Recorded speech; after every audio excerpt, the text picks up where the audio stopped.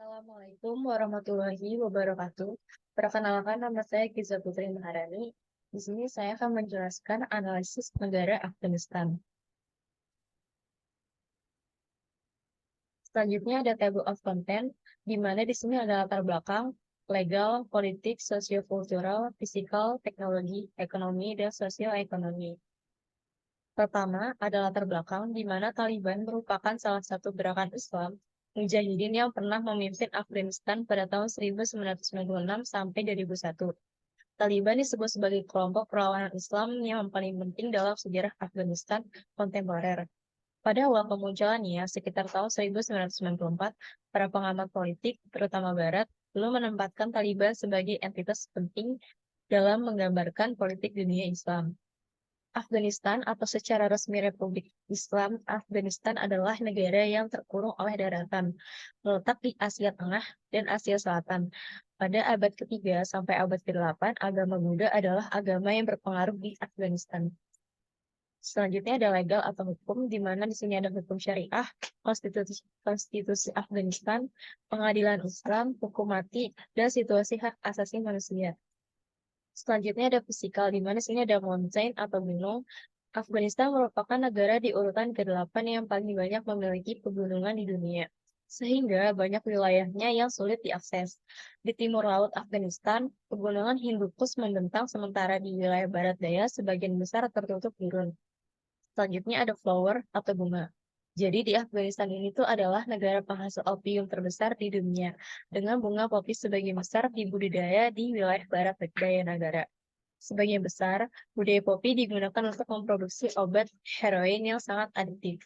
Selanjutnya ada iklim.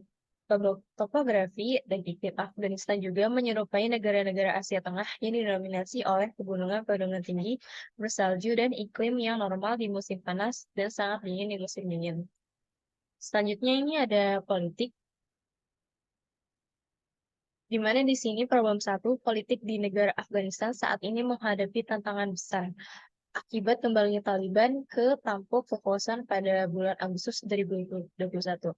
Taliban adalah sebuah gerakan Islamis radikal yang berkuasa di Afghanistan dari tahun 1996 sampai 2021. Mereka dikenal karena menerapkan hukum syariah yang ketat dan melanggar hak asasi manusia, terutama perempuan dan minoritas. Taliban juga memberikan perlindungan kepada Osama bin Laden dan Al-Qaeda yang bertanggung jawab atas serangan 9/11 di AS pada tahun 2001. Problem kedua, jadi kembalinya Taliban ini ke tampuk kekuasaan menimbulkan ketidakpastian dan ketakutan bagi rakyat Afghanistan, terutama pada perempuan, minoritas, aktivitas hak asasi manusia, wartawan, pegawai negeri sipil, dan mantan pekerja sama dengan pasukan asing.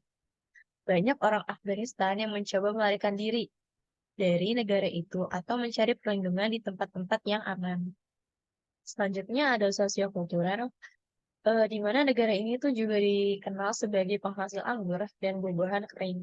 Secara tradisional, pakaian Afghanistan biasanya ditandai dengan desain yang indah dan menampilkan berbagai warna.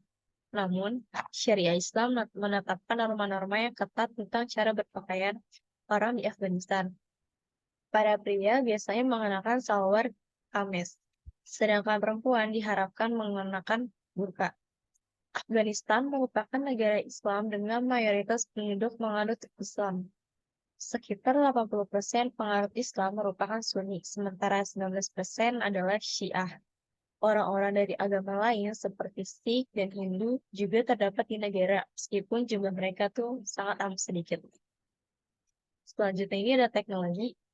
Jadi di sini ada kehidupan teknologi di bawah Taliban, di mana kehidupan di bawah Taliban ini telah disorot karena ketidakadilannya terhadap perempuan.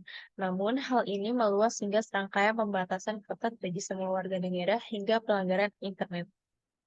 Selanjutnya Afghanistan dan e-governance. Seiring dengan penggunaannya teknologi untuk menciptakan pembayaran seluler, teknologi Afghanistan juga berkembang melalui e-governance. E-governance ditetapkan dengan menciptakan sistem dokumen kepresidenan yang terpusat. Hal ini memungkinkan pengurangan dokumen dan mengurangi waktu pemrosesan dan berminggu-minggu menjadi maksimal 48 jam. Selanjutnya ada ekonomi di mana, di sini inflasi itu menurun sebesar 36% pada tahun 2021 atau 2022.